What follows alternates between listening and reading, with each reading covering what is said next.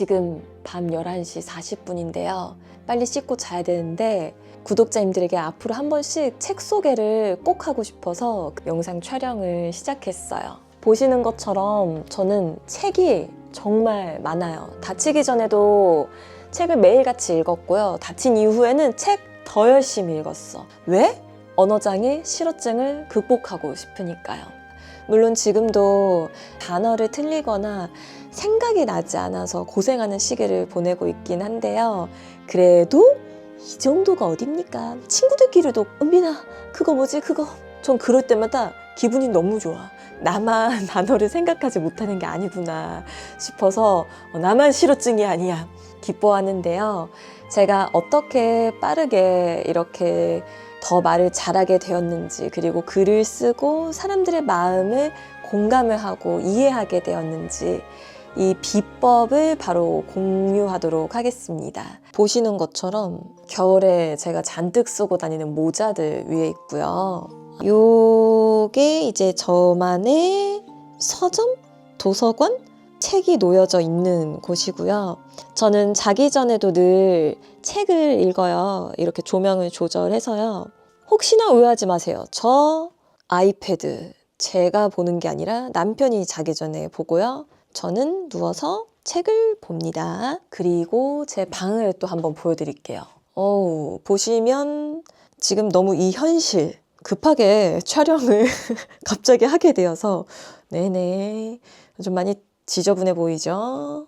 여기에도 저만의 책들이 많이 놓여져 있고요. 조금이라도 구독자님들이 재미있게 신선하게 집중해서 읽을 수 있는 책 3권을 소개해 드리려고 합니다. 기대되죠잉? 책은 진짜 소개하고 싶은 책은 너무 많은데 일단 제 첫 번째 책 소개 영상이니까 오늘은 딱 3개 소개해 드릴게요. 첫 번째로 소개하고 싶은 책인데요. 바로 대리사회 이 책입니다. 대리기사님이 쓴 책이에요. 이전에 나는 지방대 시간강사다 라는 책을 먼저 출간하셨었는데요. 지방대 강사로도 근무를 하셨지만 이후에 시간강사로서의 업무를 접고 나와서 대리기사로서 하루하루 보냈던 시간을 이렇게 책으로 담았어요. 우리가 모르는 직업 자체가 훨씬 더 많잖아요. 그 직업에 대한 경험을 드라마나 영화에서 보면서도 느낄 수 있지만 책을 읽어야만 더 진솔하게 다가오는 마음이 있거든요. 많이 배우고 간접 경험을 더 진하게 할 수 있는 거예요. 그래서 저는 그때부터 여러 직업군의 책을 읽기 시작했는데요. 전혀 몰랐던 부분들. 대리기사님 하면은 보통 운전하고 데려다 주고 끝! 이렇게 생각할 수도 있는데요. 보통 대리기사님들은 콜을 수락하면 손님이 있는 곳까지 막 달려가고 뛰어갑니다. 여름에는 너무 더워서 땀이 막 삐질삐질 나겠죠. 바로 그 에피소드 중에 하나인데요. 홍대 거리를 가로지르며 8분 만에 도착한 나는 그에게 거의 도착했습니다 하고 문자를 보냈다. 그런데 사정이 생겨 취소할게요 하는 단문이 왔다. 나는 홍대 거리에 멍하니 멈춰서서 핸드폰을 한참 바라보았다. 마침 기록적인 폭염이 이어지던 어느 날이었다. 그는 전화를 받지 않았고 문자에도 답이 없었다. 그가 직접 호출 취소를 하지 않으면 내가 취소를 해야 하는데 그러면 나는 페널티를 받게 된다. 내가 할 수 있는 일은 취소를 하고 페널티를 받거나 아니면 운행 시작 버튼을 누르고 다시 종료 버튼을 누르며 그에게 3만 원의 운행비가 부과되게 하는 것이었다. 30분을 넘게 기다리다가 나는 그에게 다음과 같은 문자를 보냈다. 어떻게 됐을까요? 책에서 보실 수 있습니다. 궁금하지 않아요? 저는 이렇게 다른 직업군의 책을 읽으면서 배웠는데요. 우리가 프로 엔잡러는 아닐지라도 책을 읽으면서 여러 직업을 간접 경험하면서 배우고 함께 성장하는 기분이랄까요? 그래서 여러분에게도 여러 직업군의 책 추천입니다. 그 중에서도 제일 추천하고 싶은 게 바로 대리사회 이 책입니다. 그리고 또 소개해드리고 싶은 두 번째 책인데요. 바로 당신에게는 몇 번의 월요일이 남아있는가, 이 책입니다. 제가 오늘도 누워서 읽다가 잘 건데요. 다 읽었는데도 불구하고 좋은 문장들을 제대로 정신에 새기고 싶어서 읽는 걸 또 읽거든요, 저는. 이 책은 죽음이라는 게 언제 어느 때 우리에게 다가올지 모르니까 죽음을 제대로 마주하게 만들어요. 두려움이라는 것만으로 죽음을 생각해서는 오히려 삶을 더 활기차게 살아갈 수가 없는 거더라고요. 왜냐면 저 죽다 살아났잖아요. 의사 선생님께서는 제가 사망할 가능성이 높다는 거를 수술 전에도 후에도 말씀하셨잖아요. 이 책을 만났더라면 더 좋았을 것을 약간 후회해. 아니지, 내가 후회하는 게 아니라 작가님 더 빨리 써주셨어야죠. 이 책에서는 1장부터 11장까지로 나뉘어져 있는데요. 이 제목만 봐도 1장부터 11장까지 읽으면 감이 오지 않나요? 우리 모두가 죽는 거는 사실이잖아요. 현실이잖아요. 그리고 70세, 80세, 100세 이렇게 살아갈 수 있는 연생을 떠나서 갑작스러운 사고로, 특히 요즘에 사건 사고가 정말 많잖아요. 그래서 내가 또는 내 가족, 친구가, 친척이 언제 어떻게 죽을지 모르는 게 현실이라는 거를 부정하지 말고 마주한다면 훨씬 더 하루하루를 활력 있게 살아갈 수 있다는 게 이 책을 보면은 파악할 수 있는데요.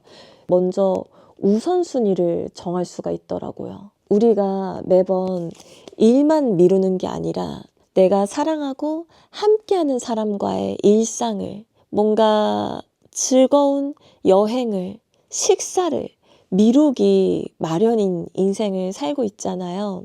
나에게 뿐만 아니라 내가 사랑하는 사람에게도 언제 닥칠지 모르는 게 바로 이 죽음인데, 그렇다면 나는 내가 좋아하는 거, 내가 사랑하는 사람, 내가 관심 있었던 거, 도전해보고 싶었던 목표, 이런 거를 뒤로 미루면 안 되는구나. 지금 당장 해야 되는구나. 이 사실을 깨달을 수가 있더라고요. 그래서 목표를 제대로 설정할 뿐만 아니라 제가 이 책을 읽고 달라진 건요. 친구가 보고 싶잖아요. 그럼 일단 만나는 것도 근데 어렵다? 그러면은 단순히 카카오톡 메시지만 하는 게 아니라 전화통화, 페이스톡으로 얼굴을 보게 되었고요. 그냥 내일 해야지, 모레 해야지 이렇게 지냈을 텐데, 지금은 매일 매 순간 내가 할 수 있는 거에 최선을 다하자. 마인드가 완전히 달라졌어요.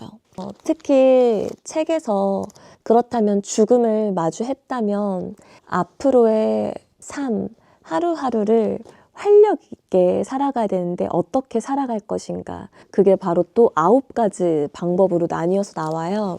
활기차게 사는 9가지 방법. 첫째, 당신이 가치 있게 여기는 일을 하라. 둘째, 많이 움직여라. 셋째, 활기찬 롤모델을 따라하라. 넷째, 많이 놀아라. 다섯째, 원활한 사회적 관계를 유지하라.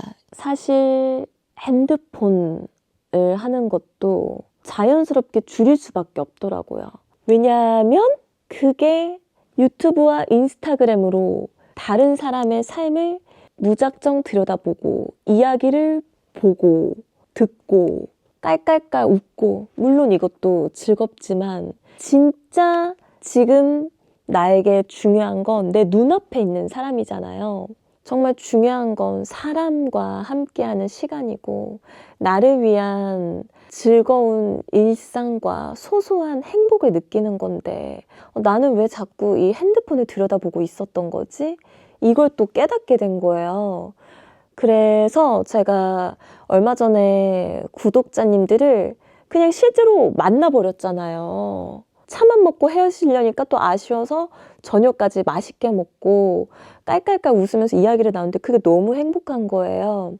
그러니까 구독자님도 웃으면서 사진을 찍고 싶다고 해서 찍었는데요. 저는 제가 죽음을 마주한 뒤로 이렇게 달라진 거예요. 지금 만난 구독자님 또 언제 만날지 모르니까. 내가 먼저 사진 찍을까요? 우리 같이 친구할까요? 먼저 다가가고요.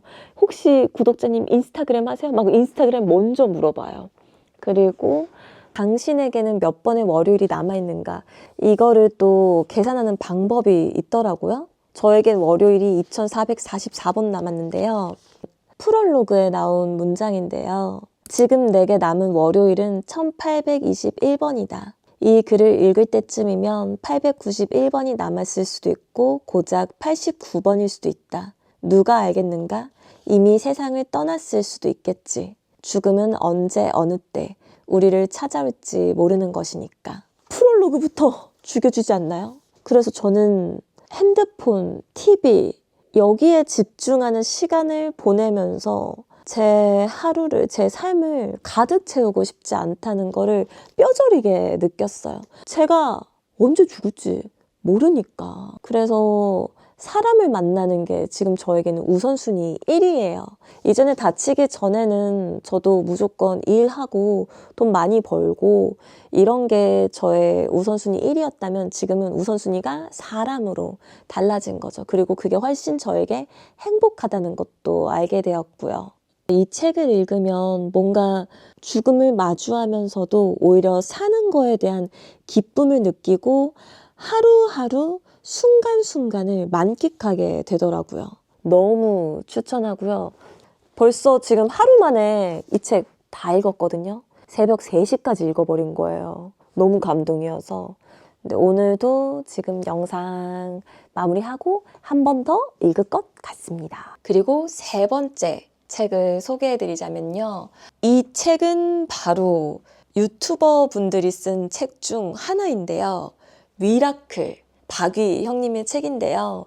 위라클님이라고 하면 휠체어를 탔음에도 불구하고 정말 누구보다도 치열하게 걷고 뛰어다니는 사람 같다는 거 우리 유튜브로 많이 봐서 잘 알고 있잖아요. 그런데 책에서밖에 볼 수 없었던 이야기가 있어서 저는 다치기 전에도 국민은행에 다닐 때 출퇴근할 때 이 책을 읽으면서 엉엉 울었었거든요. 그래서 남편에게 너도 이 책 좀 읽어라. 왜냐면 제 남편은 책을 안 읽거든요. 그런데 남편이 그때 또 그러는 거예요.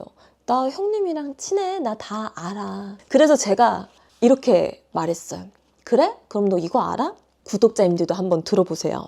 다치셨을 때 응급실 당직 의사가 말한 거예요. 수술 골든타임이 이제 1시간도 채 남지 않았습니다. 정말 위험합니다. 의식이 깨어나지 않으면 생명을 잃을 수도 있고 시간을 놓치면 수술을 한다 하더라도 예후는 절망적입니다. 의사의 말을 들은 아버지는 갑자기 나를 향해 소리치기 시작했다. 뭐라고 소리쳤을까요? 책을 읽어야 알 수 있어요. 저 너무 궁금하게 하나요? 그 중에서도 와닿았던 부분 중 하나는 제가 병원에서 지내는 반년 동안 저희 엄마, 아빠, 남편이 돌아가면서 간병인이었잖아요. 위라클 님도 가족뿐만이 아니라 이 친구들 덕분에 가족들이 또 쉬어갈 수 있었더라고요. 위라클 형님의 친구들은 부모님이 너무 녹초가 되어버릴 정도로 힘드실 걸 아니까 먼저 제안을 하셨더라고요. 어머니, 아버지, 오늘은 저희가 위랑 같이 있을 테니 걱정 마시고 집에 가서 좀 쉬세요. 그래서 저는 책을 읽다가 눈물이 났던 게요. 동네 친구들과 교회 친구들이 함께 단체 대화방을 만들어서 2인 1조씩 당번을 정했다고 했다. 그날 이후로 친구들은 무려 한 달이나 매일 밤 나의 병실을 지켜줬다. 그래서 이 책에는 사진들도 있는데요. 가족뿐만 아니라 친구들이 이불과 베개를 바닥에 놓고 같이 지낸 거예요. 글만 있는 게 아니라 그 글의 상황을 더욱 현실적으로 보여주는 사진이 정말 쉬어가게 하면서도 집중을 하게 만들고 제가 그때 그날의 상황에 몰입하게 만들더라고요. 그래서 이 책을 저는 읽으면서 분명 제가 위라클 형님이랑 친하고 또 유튜브도 다 봤지만 몰랐던 부분까지 다 파악을 할 수가 있었어요. 구독자님들은 제가 정말 밝고 긍정적이라고 저를 생각해 주시지만 전 절대 혼자서 그렇게 해내는 게 아니에요. 이렇게 도움을 받습니다. 아, 형님은 이렇게 전신마비 또는 하반신마비인 사람들에게 꿈과 희망과 용기를 주셨구나. 헉, 나도 롤모델을 본받아야겠다. 오늘 이렇게 책을 소개했는데요. 앞으로도 소개하고 싶은 책은 너무 많아요. 가끔씩이 아니라 일주일에 한 번씩 책 소개하는 운빈 작가 되도록 하겠습니다. 지금 제가 쓰는 에세이도 과연 다른 사람들이 어떻게 읽을까, 독자들에겐 어떻게 다가갈까 많이 걱정되기도 하는데요. 그래도 글을 잘 쓰는 게 중요한 게 아니라 솔직하게 내 마음을 다 보여주는 게 독자님들의 마음을 움직일 수 있을 거라고 생각하고요. 그리고 구독자님도 지금 이 영상을 끝까지 보셨다? 그러면은 충분해요. 이제 핸드폰 꺼버려요. 그리고 다른 사람을 진중하게 정말 가까이서 만납시다. 앞으로도 책 소개 많이 해드릴게요. 그럼 안녕히 주무세요. 저도 이제 얼른 자야겠어요. 잘 자세요.